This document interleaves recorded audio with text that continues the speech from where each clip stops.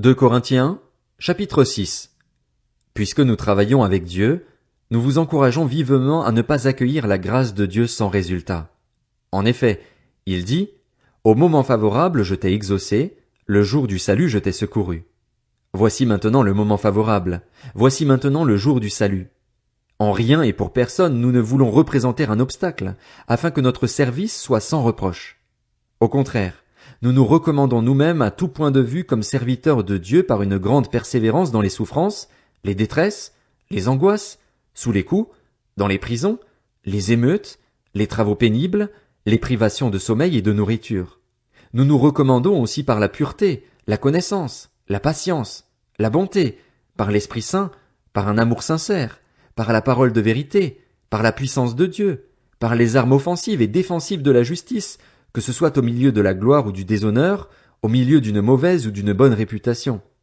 Nous sommes considérés comme des imposteurs, quoique disant la vérité, comme des inconnus, quoique bien connus, comme des mourants, et pourtant nous vivons.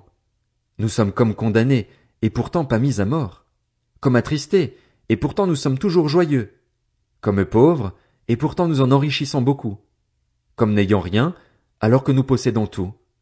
Nous vous avons parlé ouvertement, Corinthiens, nous vous avons largement ouvert notre cœur. Vous n'y êtes pas à l'étroit, mais c'est votre cœur qui s'est rétréci. Rendez-nous l'appareil, je vous parle comme à mes enfants, ouvrez-nous, vous aussi, votre cœur. Ne formez pas un attelage disparate avec des incroyants.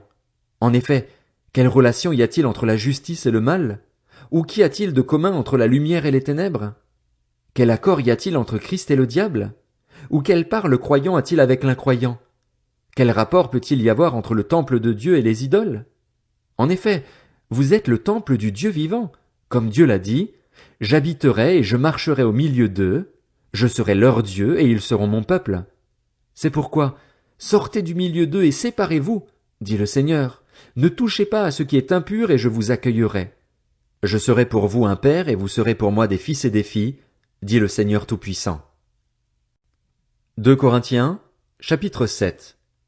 Puisque nous avons de telles promesses, bien-aimés, purifions-nous de tout ce qui souille notre corps et notre esprit et poursuivons jusqu'au bout la sainteté dans la crainte de Dieu. Faites-nous une place dans votre cœur. Nous n'avons fait de tort à personne. Nous n'avons ruiné personne. Nous n'avons exploité personne. Ce n'est pas pour vous condamner que je parle ainsi, car j'ai déjà dit que vous êtes dans notre cœur à la vie et à la mort. J'ai une grande confiance en vous. J'ai toute raison d'être fier de vous. Je suis pleinement réconforté, débordant de joie au milieu de toutes nos difficultés. Depuis notre arrivée en Macédoine, en effet, nous n'avons connu aucun repos. Nous étions au contraire pressés de toutes parts, lutte au dehors, crainte au dedans. Mais Dieu, qui réconforte ceux qui sont abattus, nous a encouragés par l'arrivée de Tite, et non seulement par son arrivée, mais encore par le réconfort qu'il avait reçu de vous. Il nous a raconté votre vive affection, vos larmes, votre zèle pour moi, de sorte que ma joie a été d'autant plus grande. Même si je vous ai attristé par ma lettre, je ne le regrette pas. Et si je l'ai regretté, car je vois que cette lettre vous a momentanément attristé, je me réjouis maintenant, non pas de ce que vous avez été attristé, mais de ce que votre tristesse vous a amené à changer d'attitude, car vous avez été attristé selon Dieu, si bien que vous n'avez subi aucun dommage de notre part. En effet, la tristesse selon Dieu produit une repentance qui conduit au salut et que l'on ne regrette jamais, tandis que la tristesse du monde produit la mort. Cette même tristesse selon Dieu, voyez quel empressement elle a produit en vous. Quelles excuses, quelle indignation, quelle crainte, quel désir ardent, quel zèle, quelle punition. Vous avez démontré à tout point de vue que vous étiez pur dans cette affaire.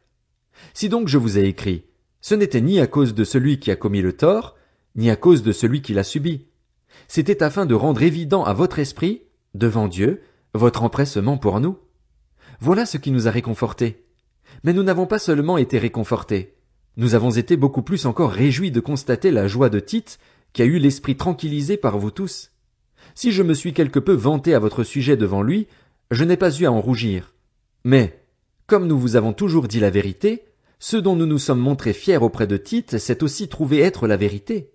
Et son affection pour vous est d'autant plus grande quand il se souvient de votre obéissance à tous et de l'accueil que vous lui avez réservé avec crainte et profond respect. Je me réjouis de pouvoir entièrement compter sur vous. 2 Corinthiens, chapitre 8. Par ailleurs, frères et sœurs, Nous vous faisons connaître la grâce que Dieu a accordée aux églises de la Macédoine. Au milieu même de la grande épreuve de leur souffrance, leur joie débordante et leur pauvreté profonde les ont conduits à faire preuve d'une très grande générosité. Je l'atteste. Ils ont donné volontairement selon leurs moyens, et même au-delà de leurs moyens, et c'est avec beaucoup d'insistance qu'ils nous ont demandé la grâce de prendre part à ce service en faveur des saints.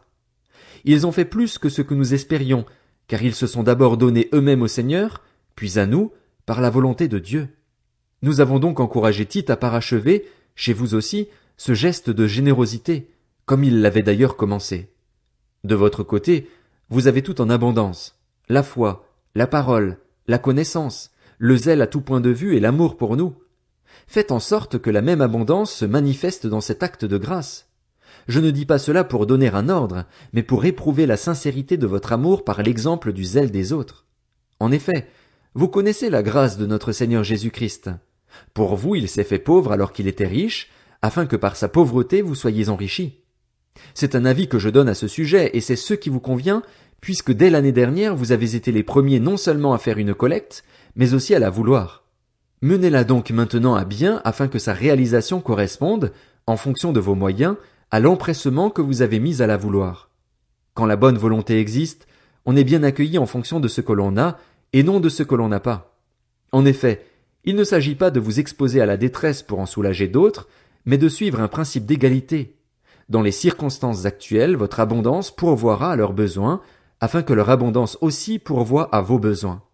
C'est ainsi qu'il y aura égalité, conformément à ce qui est écrit, celui qui avait ramassé beaucoup n'avait rien de trop, et celui qui avait ramassé peu ne manquait de rien.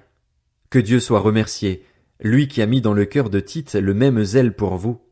En effet, il a accepté notre demande, et c'est même avec un nouveau zèle et de son plein gré qu'il part chez vous. Nous envoyons avec lui le frère dont toutes les églises font l'éloge pour son annonce de l'évangile.